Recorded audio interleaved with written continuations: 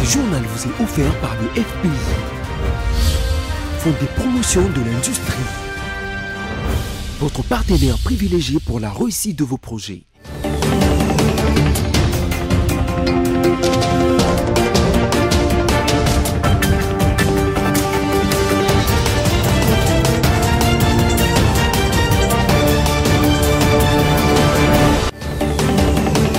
Votre confiance et fidélité nous donnent plus de force de vous servir. Madame, Monsieur, bonsoir et bienvenue dans ce journal que voici le menu. La visite du pape François, initialement prévue pour le mois de juillet, est reportée pour une date ultérieure. Des problèmes de santé seraient à la base de ce report. Le couple royal belge a foulé le sol de Lubumbashi dans la province du Haut-Katanga ce vendredi 10 juin 2022. Plusieurs programmes sont prévus pendant ces 48 heures, entre autres la visite de l'école belge et du village Katanga. Contrairement aux rumeurs répandues sur les réseaux sociaux, l'artiste musicien congolais Ferregola n'est pas incarcéré pour une affaire de drogue, mais plutôt suite à une plainte déposée contre lui par son fils pour coups et blessures.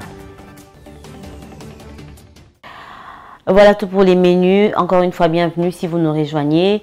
Alors qu'il était attendu à Kinshasa le 2 juillet 2022 pour une visite officielle, puis à Goma, dans la province du Nord Kivu, le pape François est contraint de reporter son déplacement en raison des douleurs au genou. Ceci sur demande de ses médecins. Monseigneur Cholet l'a annoncé cet après-midi. Et dans une déclaration faite jeudi 9 juin dans l'enceinte du Palais du Peuple à Kinshasa, les députés nationaux de l'Union sacrée ont exprimé leur soutien au FARDC, surtout à ceux qui sont portés au front pour défendre l'intégrité territoriale. Je vous propose de suivre l'extrait de leur déclaration. Nous, députés nationaux de l'Union sacrée Grand Katanga, déclarons ce qui suit. 1. Affirmons tout notre soutien au président de la République, chef de l'État, son Excellence Félix Antoine Tshisekedi Tshilombo, pour ses multiples sacrifices consentis en vue de sauvegarder l'intégrité territoriale de notre pays. 2. Saluons la position du gouvernement de la République vis-à-vis du Rwanda par la prise des mesures fortes, notamment l'interdiction des vols de la compagnie Rwandair sur le sol congolais. 3. Saluons avec satisfaction et fierté la bravoure et la vaillance de nos soldats qui défendent valablement et âprement la patrie, la terre de nos ancêtres. 4. Demandons à toutes les forces vives de la nation d'apporter leur soutien au chef de l'État de vaincre définitivement l'ennemi. 5. Dénonçons vivement les visées expansionnistes du Rwanda. 6. Invitons la communauté internationale à revoir sa position en condamnant sans ambiguïté l'agression du Rwanda contre notre pays. À l'Assemblée nationale, le président de cette assemblée, Christophe Mbosso Nkodia, a, au cours de la plénière du jeudi dernier, fait une importante mise au point au terme de laquelle il juge urgente et nécessaire l'adhésion de la République démocratique du Congo à la communauté d'Afrique de l'Est, en disant qu'on devait combattre l'ennemi de l'intérieur et de l'extérieur. On l'écoute. Nous ne pouvons fuir personne. Le Congo est le seul pays qui a 9 voisins au monde. Nous sommes les seuls et nous sommes libres pour la défense de l'intérêt de notre pays, d'être dans toutes les organisations. À l'intérieur de l'organisation, l'État qui nous empêche, qui nous agresse, nous lui pointerons les doigts. Nous n'allons pas fuir. C'est pas pour cela que nous allons dire on ne sera pas membre de cette communauté-là parce qu'un tel est là. Non. Nous serons là et nous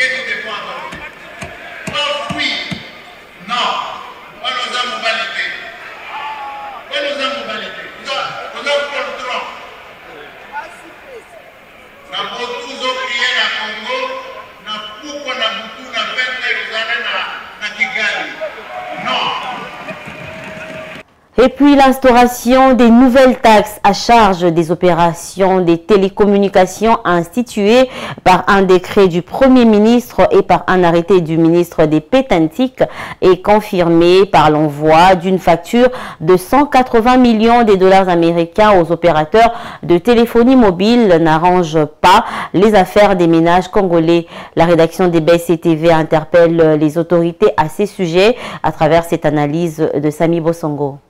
Le décret numéro 22/11 du 9 mars 2022 fixant les modalités de calcul et les taux des revenus des prestations de l'ARPTC, signé par le Premier ministre Sama Lukonde et notifié aux opérateurs le 6 avril, de même que l'arrêté numéro CAB/Mine/Pétentique/Akin/KBS/009/2022 du 4 avril 2022 portant modalité d'exécution du décret précité ont produit leurs effets lorsque la facture de 180 millions de dollars américains a été envoyée par l'autorité des régulations des postes et des télécommunications du Congo, ARPTC, aux opérateurs de téléphonie mobile. Signalons que l'ARPTC a envoyé cette première facture via 5C Energy, un cabinet conseil mis en cause dans l'affaire Taxram.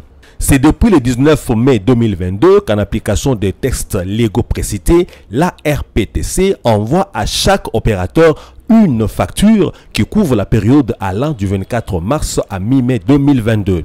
Le plus curieusement du monde, la RPTC avait apporté un démenti formel lorsque, dans son communiqué du 1er juin 2022, la Fédération des entreprises du Congo FEC s'inscrivait en faux contre le projet d'instauration de nouvelles taxes à charge des opérateurs de télécommunications sur l'ensemble de leurs services au peuple, accusant du coup l'alourdissement inutile des charges des ménages congolais dans un contexte socio-économique difficile et la pression fiscale dans les secteurs des télécommunications. Communiqué de la FEC suivi du contre-communiqué de la RPTC, l'opinion en est venue à la conclusion que la RPTC nie l'évidence et que ces nouvelles taxes à charge des opérateurs des télécoms est une nouvelle version de la très contestée taxe RAM qui a créé un scandale d'escroquerie aux frais du peuple sans précédent dans ces secteurs. Vu les conséquences de l'application du décret du Premier ministre et de l'arrêté du ministre des Pétantiques, les conséquences qui vont à l'encontre de la vision du chef de l'État, à savoir le peuple d'abord, le régime actuel et le gouvernement sont exhortés à revenir sur leur initiative qui les décrit et qui pourrait avoir des corollaires aux échéances électorales de plus en plus proches.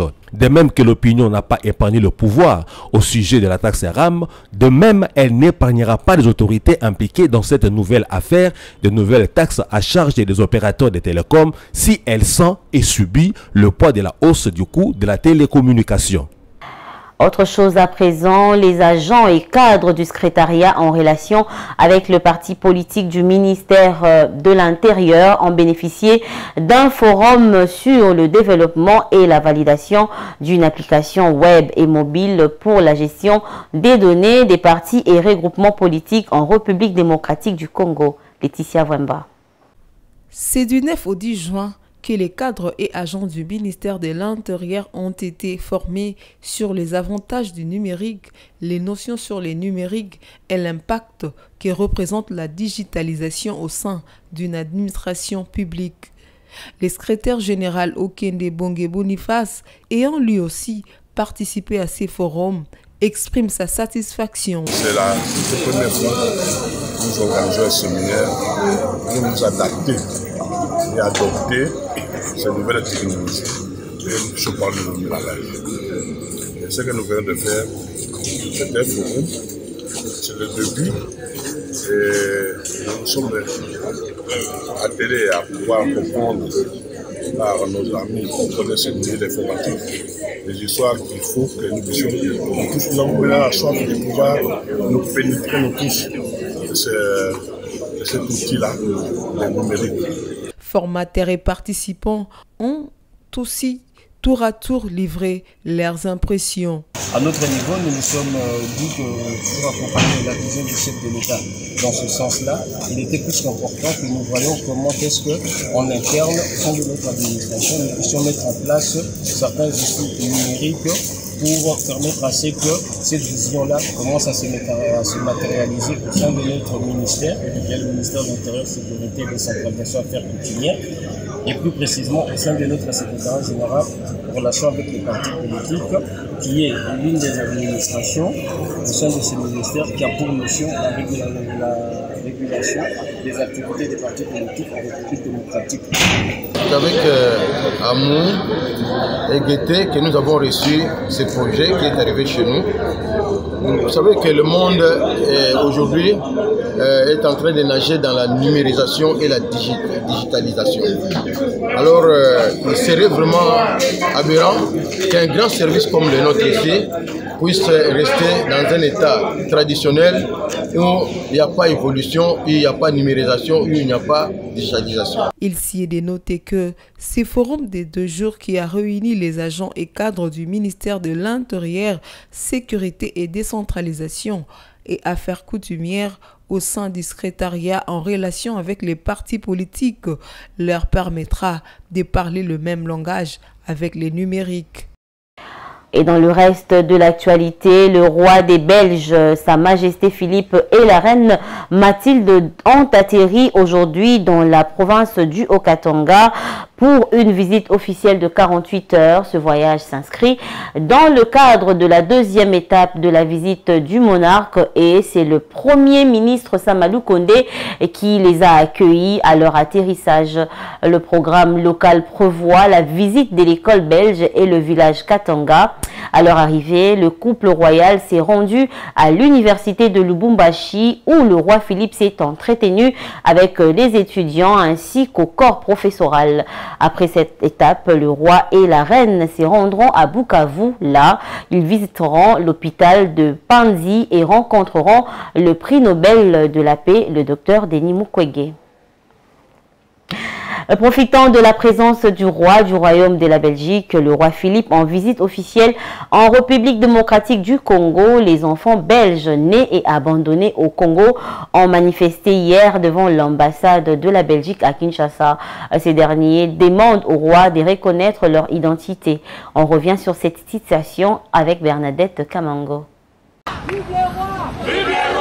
Nous, on ne demande pas son argent. Nous sommes les Belges. Notre sang, c'est les Belges. Mais jusqu'à présent, il n'y a rien pour nous. Hein? On ne nous reconnaît pas. Sauf nos oncles ici, les Congolais, qui nous ont fait grandir. Et nous avons cet âge que vous voyez ici. Heureusement, les Congolais, ils ont de bons cœurs qui nous gardent aujourd'hui. Mais les Belges, qu'est-ce qu'ils ont fait? Beaucoup de métiers, ils n'ont pas étudié, ils ne sont pas reconnus jusqu'à aujourd'hui. On donne la nationalité aux autres pays, mais nous, qui ont le sang belge, rien. On demande seulement la reconnaissance, c'est tout. Nous sommes retrouvés ici, quand les Belges sont venus avant l'indépendance, ils ont travaillé et ils ont fait leur organisation de coloniser le Congo.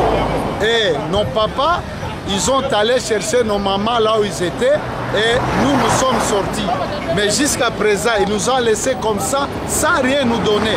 Et si on n'avait pas nos oncles qui sont là, on pouvait vivre comment? Hein? C'est terrible. Et le lancement de la campagne sur la dissémination de la loi favorable à l'entrepreneuriat féminin congolais a eu lieu jeudi 9 juin au pavillon 22 de la Foire internationale de Kinshasa. Cette initiative menée par l'ONU Femmes vise à contribuer à l'amélioration de ce secteur par l'application des textes de loi. Bernadette Kamango et Abel Kassongo étaient sur place pour le compte de BSC Télévision. Les femmes entrepreneurs, à travers leurs différentes associations, étaient présentes pour assister et surtout prendre connaissance de l'importance de cette campagne qui porte sur le plaidoyer et la dissémination des différents textes de loi applicables en leur faveur dans l'exercice de leur entrepreneuriat.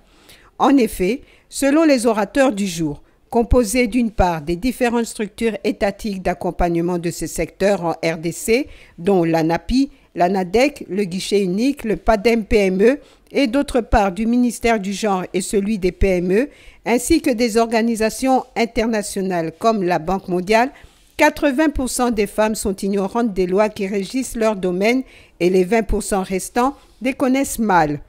Les structures d'accompagnement ont exhorté les femmes entrepreneurs à mieux connaître les lois afin d'être mieux protégées. Ici, le représentant de l'ONU Femmes et la représentante de la ministre du Genre en parle. Dans ce code du travail, il y a toute la question de la protection de la femme enceinte.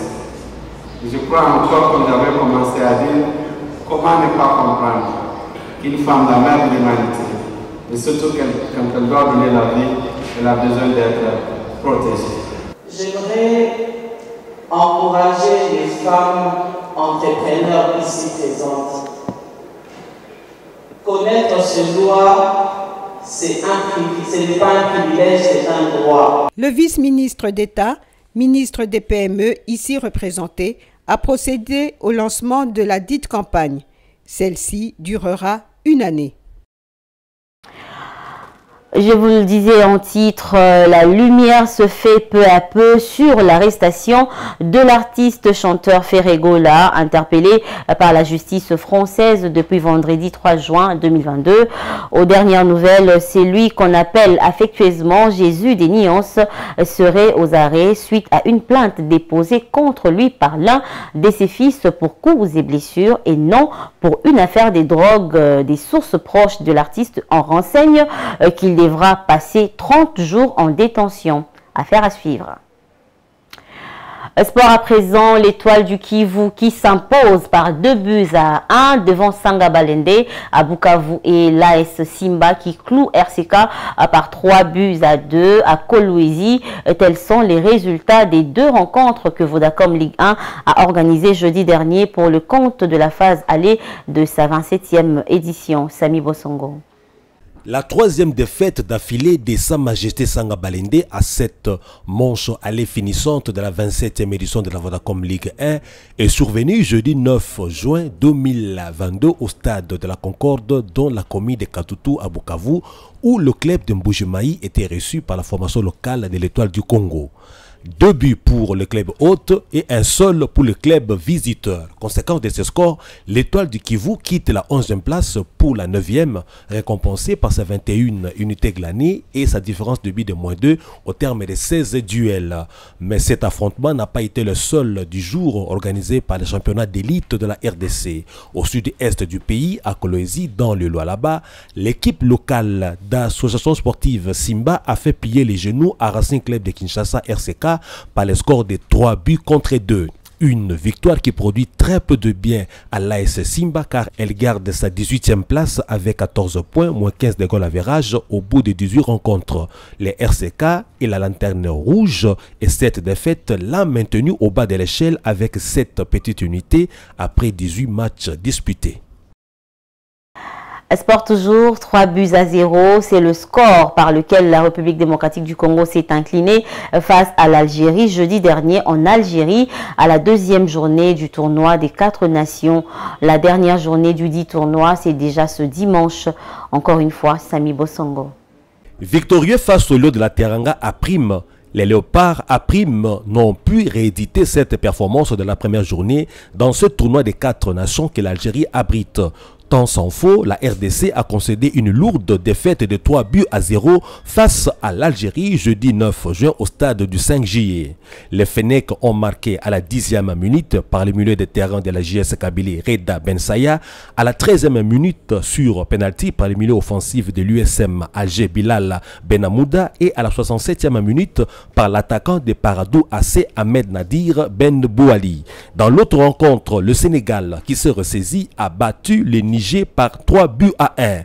Dans l'attente de la fin de ce tournoi, c'est dimanche 12 juin où l'Algérie affrontera le Sénégal et la RDC le Niger. L'Algérie est première avec 6 points dans le classement provisoire, le Sénégal 2e avec 3 points, la RDC 3e avec 3 points et le Niger est bon dernier avec 0 points.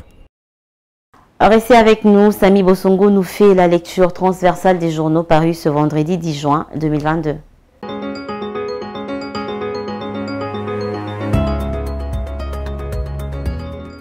Bonjour.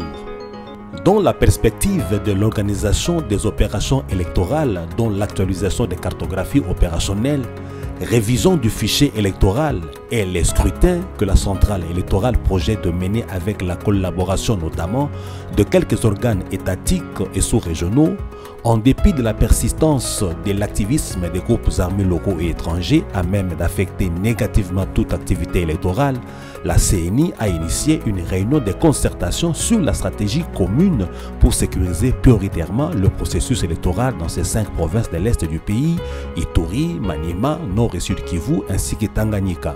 Il s'agit d'affiner une stratégie commune pour un environnement apaisé autour du processus menant aux consultations électorales.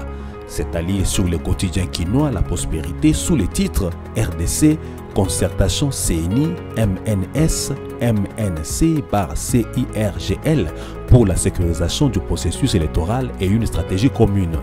Les coups de gueule de George Forrest. Sous ces titres, le tabloïd quinois Africa News révèle que dans un entretien accordé au journal La Libre Belgique, l'acteur économique George Forrest, de nationalité belge qui a choisi la RD Congo comme sa seconde patrie depuis des lustres, est sorti de son silence pour faire plusieurs coups de gueule, dénonçant à haute voix la non-protection par la Belgique des hommes d'affaires belges opérant sur le sol RD congolais et donnant son point de vue sur l'exode de Kasaïen au Katanga. Le businessman a estimé qu'en Afrique, l'Europe s'y prend mal. La Belgique ne protège pas ses entrepreneurs en RD Congo, a déploré George Forrest.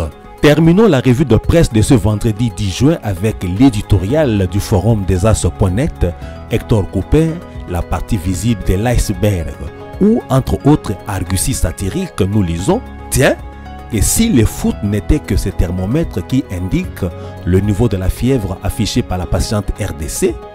Et si la situation de l'équipe nationale n'était que l'un des symptômes de la déglingue de la crise que ceux qui ont la destinée des Congolais regardent sans la voir ou la voient sans se donner les moyens de la résorber? Mesdames, Mesdemoiselles et Messieurs, toutes nos reconnaissances à vous qui vous êtes des lecteurs de cette revue de presse.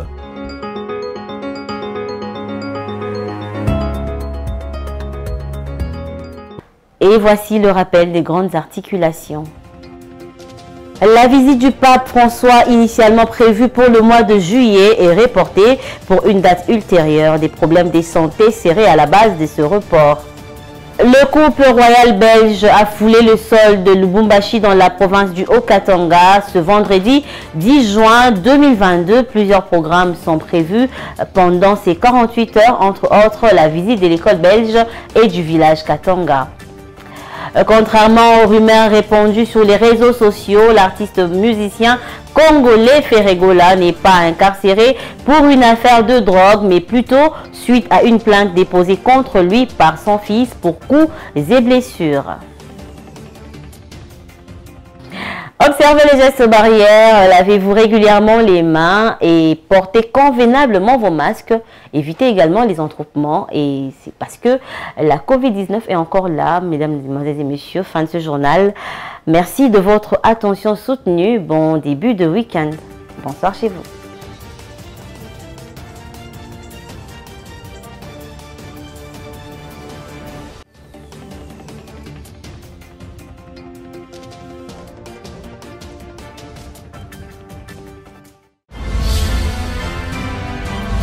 Ce journal vous a été offert par le FPI, Fonds des promotions de l'industrie, votre partenaire privilégié pour la réussite de vos projets.